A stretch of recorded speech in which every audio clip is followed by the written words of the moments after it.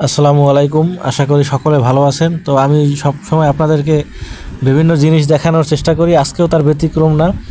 আজকে একটা জিনিস দেখেন, ঢাকা শহরের ভিতরে এত সুন্দর একটা সিস্টেম বা জিনিস আমি এর আগে কখনো দেখিনি।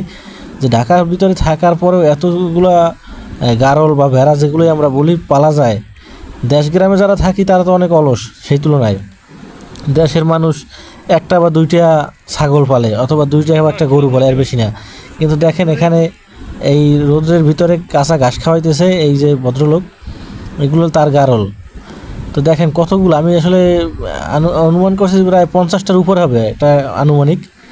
তো ওনার এখানে একটা পাঠা ছিল, এই যে পাঠাটা দেখতেছেন, উনি পাঠাকে নিয়ে যাইতেছে, কারণ পাঠা জানেন একটু দুষ্টামি করে।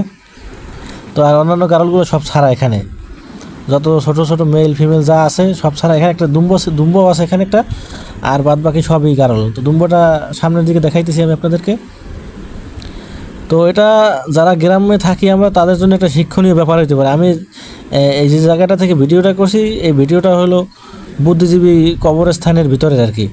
তো এখানে দেখেন যে আসলে ঢাকার মতো জ্যামের শহরে, ইটবালির শহরে থাকার পরেও মানুষ কত সুন্দরভাবে একটা খামার পরিচালনা করতে পারে। এখানে মোট 2জন লোক ছিল।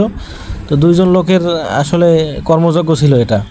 তো আমি যদি সামনের দিকে যাই তাহলে দেখবেন যে আরও বেশি পরিমাণ আছে।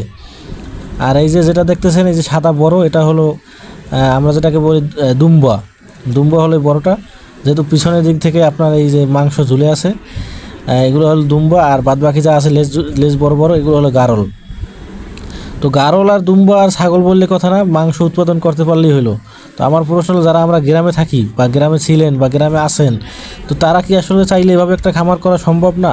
গ্রামে তো ঘাসের অভাব নাই। এখানে দেখেন চতুর্দিকে মানুষ, দর্শনীয় মানুষজন আসছে। এখানে দেখেন এই যে তার ভিতরে আপনার এই যে উনি খামারটা করতেছেন বা এই ছাগল দুম্বাগুলো বা এই যে গারলগুলো পালতেছেন, কত ক্রিটিক্যাল একটা ব্যাপার। এই ঢাকা শহরের ভিতরে এখান থেকে এইগুলোকে নিয়ে বাসায় যাইতে হবে, সব কিছু ম্যানেজ করা খুব কঠিন একটা ব্যাপার ঢাকার ভিতরে অন্তত। তো যারা দেশের বাড়িতে থাকি, গ্রামে থাকি, তারা কি আসলে আমরা পারি না? আমরা চাইলেই কিন্তু সম্ভব। আমরা চাইলে গাভীর দুধ উৎপাদন করা সম্ভব, আমরা চাইলে এভাবে গারলের খামার করা সম্ভব, আমরা চাইলে ছাগলের খামার করা সম্ভব। এগুলোর তো আহামরি রোগশোকও নাই। আপনি যদি পিপিআরের ভ্যাকসিন করেন তাইলেই মোটামুটি 60-70% রোগমুক্ত থাকা যায়। আর মাঝে মধ্যে কীটনাশক করলে আপনার ছাগল, গারল বা দুম্বা মোটামুটি বলতে পারেন যে রোগমুক্তই আছে। আর মোটামুটি একটু যত্ন করলে, কাঁচা ঘাস খাওয়াইলে ইনশাআল্লাহ বলা যায় যে আপনি লাভবান হবেন।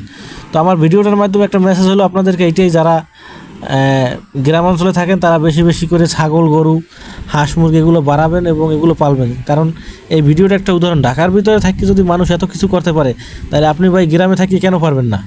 গ্রামে তো এর থেকে জায়গা বেশি, গ্রামে তো এর থেকে পরিবেশ সুন্দর। তো আজকের মতো এখানে ভিডিওটা শেষ করি, এটাই আপনাদেরকে দেখানোর ছিল। সকলে ভালো থাকবেন। আসসালামু আলাইকুম ওয়া রাহমাতুল্লাহ।